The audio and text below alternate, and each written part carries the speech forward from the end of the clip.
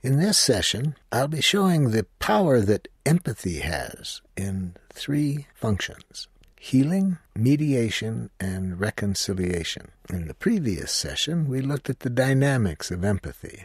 We saw how it requires our full presence to another person, and full presence on what's alive in them, what they're feeling and needing. And now in this session I will show just how powerful that process can be in healing past wounds, in mediating conflicts between people, and reconciling groups that are at war with each other to see how they can live in peace and harmony. The power of empathy. First, let's look at how empathy supports healing.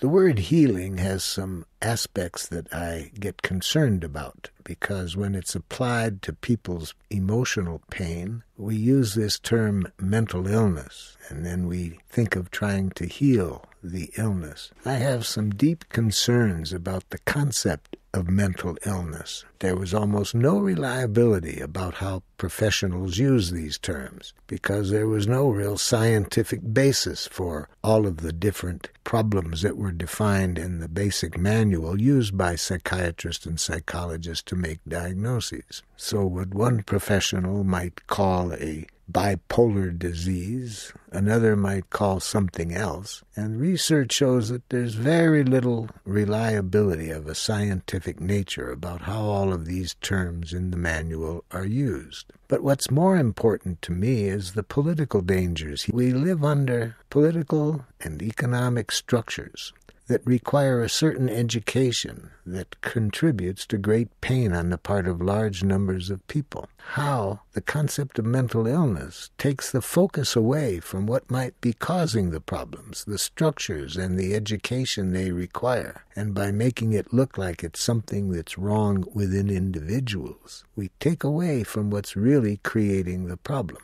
And we do it in a way that isn't really helpful in helping the people, because we talk as though they have an illness when it isn't an illness they have, it's an educational problem that they have. They've been educated in a way that might make them depressed, or educated in a way that might make them insensitive to other people's needs and preoccupied only getting their own needs met regardless of how it affects other people. Look at human suffering that many people go through, that is often referred to as a mental illness, not as an illness, but as an inevitable consequence of things that may have happened to this person in their life that caused great pain that they didn't know how to handle. If we help these people to transcend that pain, to learn how to turn it into something constructive, the very pain can be something that the person benefits by. And this is the kind of way that I like to look at the pain that many people have brought to me over the years. If we can look at this pain in a certain way, we can come out of it stronger people than we would have been if we didn't have this experience. So I'd like to give you an example of what I mean by looking at nonviolent communication as it relates to the healing process. Empathy plays a key role, and there's three aspects of the empathy that really contribute to healing. One of these aspects is when people can get empathy for the present pain they are experiencing as a result of something that has happened to them in their life. That empathy is the most important thing that contributes to healing. You can't tell whether healing is going to take place by the kind of training that the person they're with has been through. It has much more to do with empathy. It was those therapists who demonstrated empathy the most in the sessions. The people that they worked with showed the most healing. So just to receive empathy for what is alive in us, the pain that's alive in us that may have been stimulated years ago, but that pain is still with us right now. When we get an empathic connection with that pain, that's a very powerful contribution to healing. And we all have this ability to learn how to listen empathically to one another and to contribute to one another transforming this pain.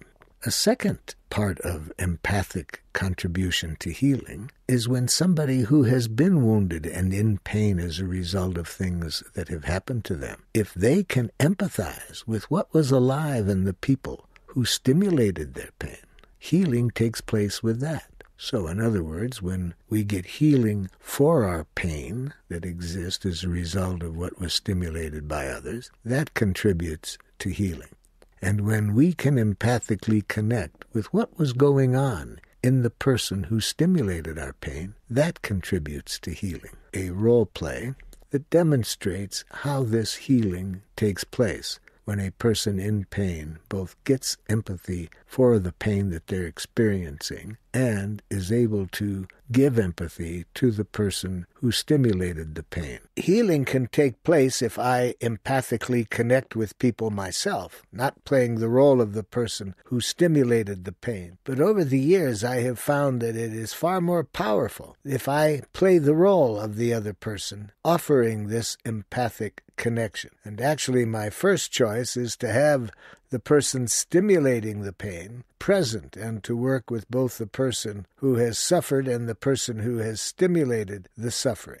And then I help that person who has stimulated the suffering to empathically connect with the other person. So, usually this kind of work begins when I ask the other person, in the role of the person who stimulated the pain, to tell me what's still alive in you that you would like me to hear. And don't worry about how I receive it. I'm now learning how to respond empathically, so I won't respond as I have in the past. So let's start with that. I'm confident that I can empathically connect with whatever you want to say. So please tell me what's still alive in you as a result of our prior relationship that you'd like me to hear. Let's just talk about what's alive now. Maybe it was stimulated by something that somebody did in the past.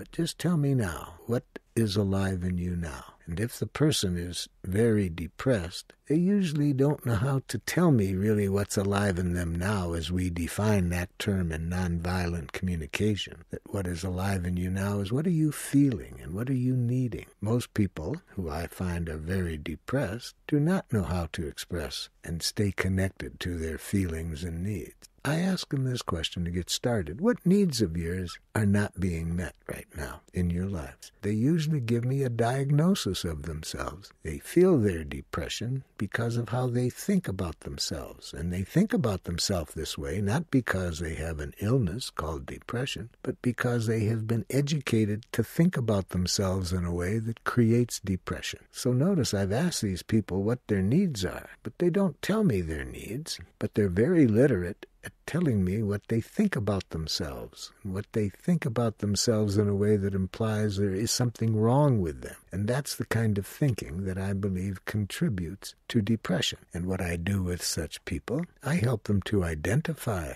these judgments and help them to see that all of these judgments that we make of ourselves that stimulate depression are simply expressions of unmet needs. We have needs in our life that we're not meeting to our satisfaction, but we haven't been educated to think in terms of what's alive in us, what we're feeling, what we're needing. We've been educated to think of what we are.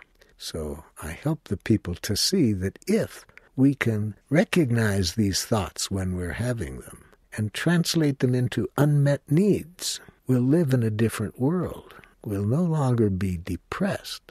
Now, we may be frustrated, we may be sad, discouraged, but not this painful feeling of depression that comes from the thinking that implies there's something wrong with us. I help them to first of all recognize that the depression is a good signal that tells us we're thinking in a way that's not good for our well-being or the people around us. But don't judge yourself negatively for having that thinking. That'll just perpetuate the problem. Just see the thinking. See what you're telling yourself and how that makes you feel depressed. So if you see that you're depressed because you're telling yourself you're such a terrible parent, be conscious that all of those judgments that have that effect on us are really valuable messages if we hear the truth. To hear that what they really are trying to say is, hey, a need of mine is not getting met by what I'm doing. I might feel frustrated, I might feel sad, but those are quite different feelings than depression, that feeling that comes when I'm blaming and judging myself. In healing, a very important part of it is to help people to become conscious that these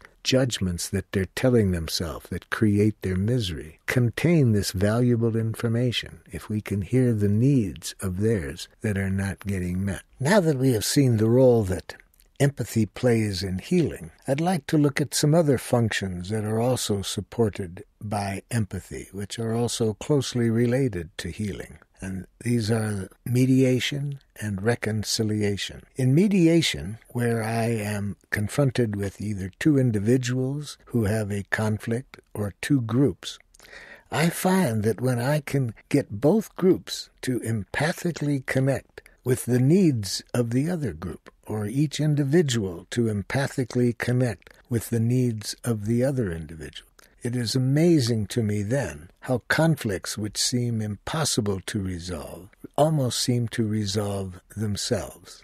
I predict that we'll resolve the conflict within 20 minutes from the point at which each party can tell me what the other party's needs are. What I mean by a need contains no reference to specific strategies of what we want people to do or not do.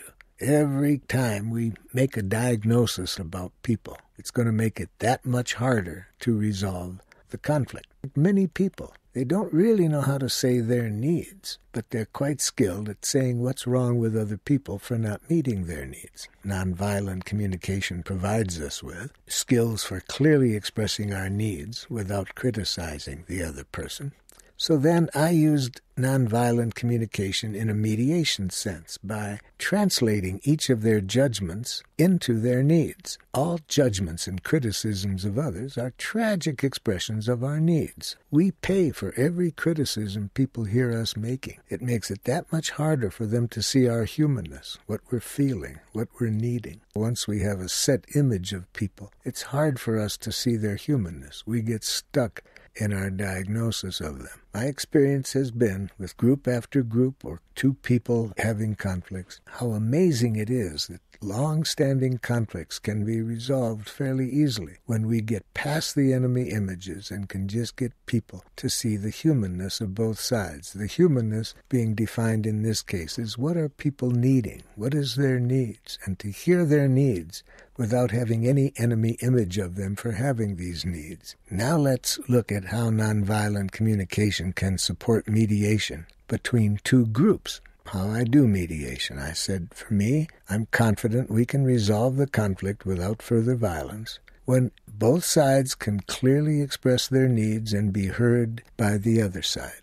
So my role will be to help people who need my help to express their needs clearly, and I will also help each side hear the other side's needs. And I'm confident that when we get everybody's needs expressed and understood, I'm confident we can resolve this conflict without further violence. This is where I think violence is provoked on our planet, when we educate people to think in terms of wrongness of one another, not to think a language of life, to clarify what our needs are and to hear other people's needs. When we have these enemy images of one another, it makes it hard to hear the truth being defined as what does this human being need. Now, when we get the focus on needs, we see that there is no conflict. All human beings have the same needs. So the conflict is never at the need level. The conflict is in the thinking of both sides that turns the other side into an enemy. Or the thinking is in terms of thinking only about strategies for meeting one's own needs and not the other person's needs. So when we can get both sides seeing each other's humanness, we can then look for strategies that get everybody's needs met. No, I'm convinced we don't have to have violence if we can learn how to connect with each other's needs. When we're conscious that we all have the same needs, when we're conscious that our enemy images of one another get in the way of our connecting at the need level, and when we see we can never win at someone else's expense. So that's how nonviolent communication can support us in mediation. So if we are skilled at nonviolent communication and a group invites us to come in and mediate, we can loan our nonviolent communication skills. We can loan our empathy skills by helping each side translate their criticism or judgments of the other into their needs, and then helping the other side to hear it. Now, we can do that even when we're not invited in as a mediator. When we have these skills within our families, if we see two of the children fighting with each other, blaming each other, we can do the same thing, even though it wouldn't be seen as an official mediation, but we can do it as just loaning people these skills when they are in conflict and don't know how to solve it. So if the two children are fighting with each other, we can help them identify their needs and help each side hear each other's needs. Now we've looked at healing and mediation and seen how empathic connection helps in these areas. Now let's look at a related area, reconciliation. It's very similar to mediation, except that in mediation we have some specific conflicts that haven't been resolved, and we try to resolve them through the use of nonviolent communication. In reconciliation, it's not necessarily that there's a specific conflict that's alive right now that needs to be resolved, but ongoing animosity or pain between two individuals or between two groups. And once again, like in mediation, if we have nonviolent communication skills, if we have the ability to empathize, to empathically connect with what people's needs are behind judgmental messages they make of the other side, we can be of great support to them in reconciliation, in creating harmony between the two sides. For the purpose of reconciliation, helping get beyond their pain and learning how to work together toward creating peace. And I started somewhat like I do mediation sessions. I said, I'd like to have us talk about what needs of ours are presently not getting met.